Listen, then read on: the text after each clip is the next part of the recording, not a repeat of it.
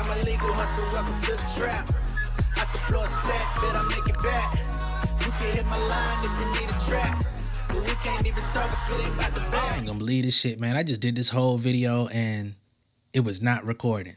So I got to talk about this all over again, which I don't mind doing, man. But today I want to get into this whole situation about Ashanti.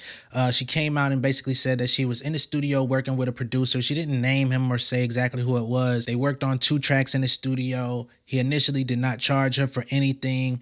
But then I guess the last time that she went in to retrieve the music, he was like, hey, man, let's go ahead and, let's take a shower together. And basically propositioned her with an ultimatum to be like, either you gonna take this shower with me and smash, or you gonna have to pay me 40 racks per track. And of course, like I said, they did too. So he wanted $80,000 or a little sex in the champagne room. You know what I'm saying? Which, come on, dog, that shit lame as fuck, man. Unfortunately, Ashanti's not the only person that's dealing with these types of things.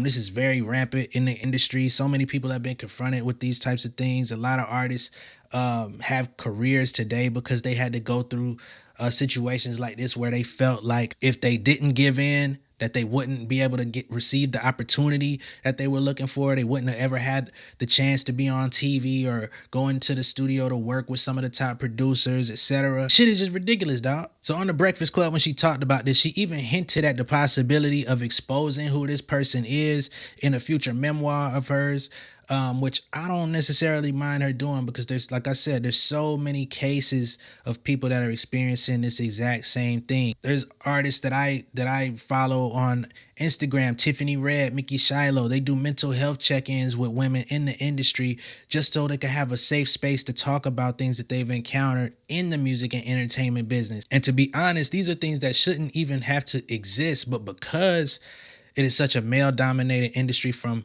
music, entertainment, sports, all of these things, it's kind of like the power dynamic is so thrown off that people just feel entitled to women's bodies in order to have some sort of working relationship. As an artist, as a songwriter, I've always sided on keeping business and pleasure separate. You feel me? Now, I ain't always been engaged, you feel me? So as a single man, I was definitely coming into contact with different women that worked in entertainment, events, and all of this type of stuff, but I never wanted to feel like I was imposing myself on anybody. I've definitely kept that completely separate in all of my dealings, man.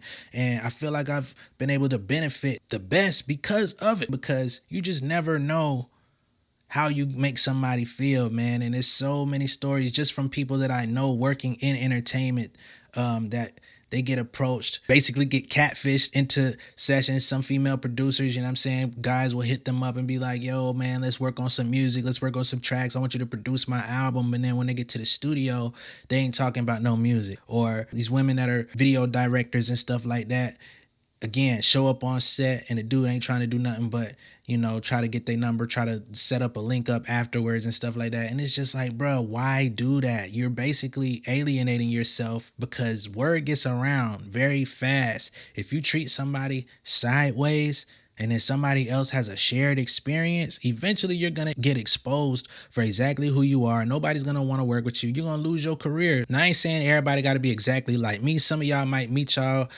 future girlfriends, wives, baby mamas, all that type of stuff from these types of interactions. But just to keep it a buck, man, your success rate is probably going to be very small in that type of situation. So I would just say, be mindful of that. Maybe take a couple notes and learn from this situation, because eventually it is going to be put out there who exactly this person is. Even if Ashanti don't say who it is, people in the industry are going to talk behind the scenes. People that are in these studios that, probably have been asked for the exact same type of thing. They're going to deduce who it is, and somebody else is going to oust this dude and he's going to lose his career. Either way it goes, no matter how you reroute the situation, it's going to have the same destination. Homeboy going to lose. But yeah, man, let me know what you guys think down below in the comments of this situation. If you're in entertainment or if you've been confronted like this in the workplace, period, let me know how you felt in those situations.